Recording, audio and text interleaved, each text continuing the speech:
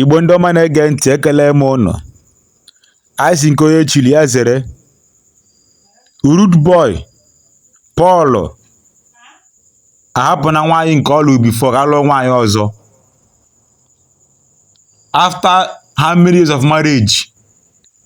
After 8 years or 10 years thereabout of marriage, ya hapụ Anita ka lụọ this girl in Afuna.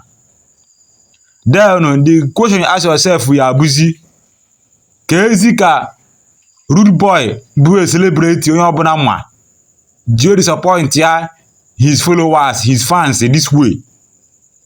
Ka ezi ka rude boy shi agụ egwu love at the end of the day or keep that love with his wife Anita. At the end of the day, for guide a different way. So this picture in Afuna, he adjusted that na rude boy alugo second wife ya. This girl in Afuna bụ rude boy second wife.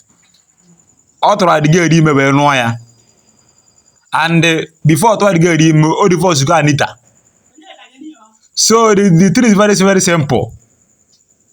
A sị na ụmụ nwoke dị polygamous in nature. Ọ nwoke na-eji ego bụ ihe ga na-akọrọ long story. Once ego dị gị n'aka, you can do anything. But the thing is, do what is right. Do what is right. Because at the end of the day, rude boy divorce nwunye ya peacefully. They go a different way peacefully. Enwe onye gburu ibe ya, enwe onye siri ibe ya mma. Share the video. Share the video.